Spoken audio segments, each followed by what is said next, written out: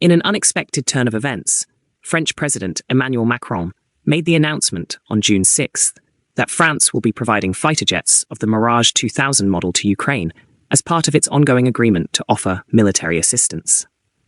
As a result of previous statements made by French officials that appeared to minimize the likelihood of such a transfer, the decision has raised eyebrows both within France and globally. The fact that Sweden recently indicated that it will halt its initiative to transfer JAS-39 Gripen fighter jets to Ukraine in order to prioritize the deployment of the F-16s that were promised by the Netherlands, Denmark, Norway, and Belgium, made this position all the more realistic. Forbes wrote that Paris considered transferring about 20 Mirage 2000 fighters to Kyiv.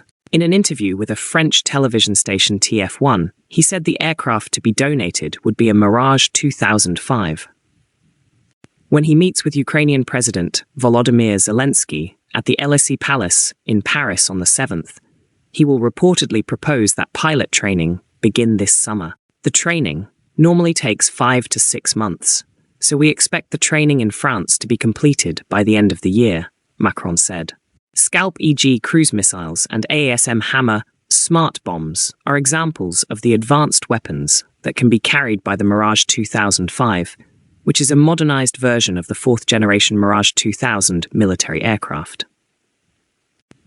President Macron announced that Ukrainian pilots would begin their training in France this summer, with the goal of having both pilots and aircraft ready by the end of the year. Experts in the military, on the other hand, debate whether or not this timescale is feasible. Macron claims that the average length of time required for pilot training is between 5 and 6 months. However, experienced pilots contend that it might take years to achieve actual expertise. Problems with logistics are also brought up by the decision. By the end of the year, it is possible that Fighter Group 1/2 Secondes, the only French unit that is currently equipped with Mirage 2005s, would be required to be disbanded. Considering that this unit is a regular participant in NATO's Baltic air policing operation, the disbanding of this unit could have an effect on France's commitments to its partner nations. In addition to this, the position taken by the French government is inconsistent. As recently as February, the Minister of the Armed Forces, Sébastien Lecornu, gave his assurance that the delivery of combat aircraft was not the principal request that Ukraine made to France. Instead of delivering Mirage fighters, he underlined the importance of focusing on adapting French armaments for Ukraine's current aircraft that were manufactured during the Soviet era. Within the announcement made by Macron, there are also plans to train and equip a brigade consisting of 4,500 Ukrainian soldiers.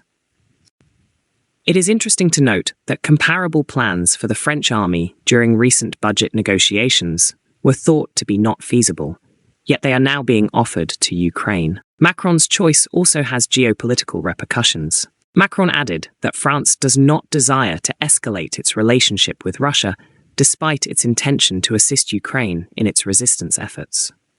On the other hand, he did not completely rule out the idea that Ukraine could use these jets to strike targets within Russia. He argued that prohibiting such acts would be detrimental to Ukraine's right to self-defense. French President Emmanuel Macron, during the interview, allowed for the possibility that Kyiv might use the Mirage 2005 fighter jets, transferred by Paris, to attack targets in Russia, from where strikes on Ukraine have been launched. According to the French president, forbidding Kyiv to neutralize these Russian capabilities would be equivalent to saying that Ukraine can no longer defend itself. He reiterated that France does not consent to the use of its weapons on civilian populations and that this would be unacceptable. According to another proposal that Macron made in May, Kyiv should be given the authority to neutralize Russian military targets from which missiles are launched into Ukrainian territory. Providing Ukraine with several different types of combat aircraft would necessitate establishing a large number of logistical chains and training pilots and technicians, all of which take time. The Ukrainian Air Force does not have the luxury of time, which is another limitation. At the same time, Ukraine is anticipated to receive a relatively small number of F-16s in the years 2024 and 2025. Furthermore, if the Russians are successful in shooting down the F-16s faster, it is possible that Ukraine will not have any fighter aircraft remaining. It is possible for Mirage 2005 to fill such a void temporarily. Now, do you think Russia will shoot down these Western fighters faster than they can be supplied? Let us know in the comments. We discuss such interesting topics every day. Please like, share, and subscribe for more such stories in the future.